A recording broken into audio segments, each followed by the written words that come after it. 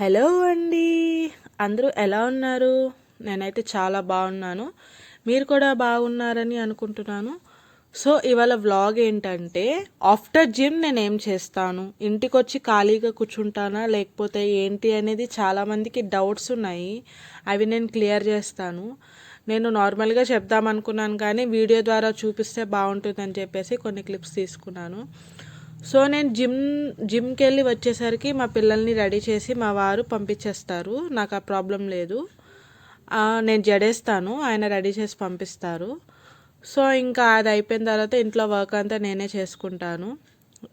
ఖాళీగా అయితే కూర్చోను. ఖాళీగా కూర్చుంటే ఏమొస్తుంది, మన ఇంట్లో పని మనం చేసుకుంటే బాగుంటుంది కదా. జిమ్లో ఎంత కష్టపడి చేసినా ఏం చేసినా ఇక్కడ చేసుకునేది వేరు ఉంటుంది. కానీ ఇవాళ అయితే లిటరల్లీ చాలా అంటే చాలా టైర్డ్ అయిపోయాను నేను.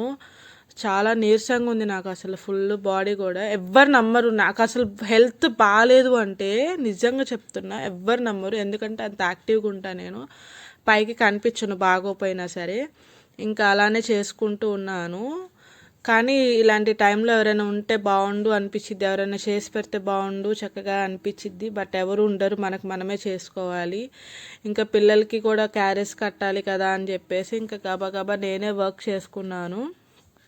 నేను వచ్చేసరికి మా ఇల్లు ఉంటుందండి, ఎక్కడెక్కడ పడేస్తూ, మా వారు కూడా అంతే చిన్నపిల్లోళ్ళలాగా అయిపోతాడు. వాళ్ళతో కలిసి ఎక్కడ పడేసి ఇంకా చచ్చినట్టు నేనే చేసుకోవాలి. కానీ ఆయన సపోర్ట్ లేనిదే నేనేం చేయలేను కదా.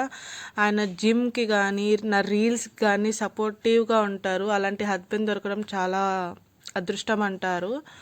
సో ఓకే, సపోర్టివ్ పర్సన్గానే ఉంటారు, నాకు అట్లా ఇబ్బంది ఏం లేదు. బట్ నాకంటూ నా లైఫ్కి పర్సనల్ లైఫ్ అంటూ ఉండాలని చెప్పేసి నాకు నేను రూల్స్ కొన్ని పెట్టుకున్నాను.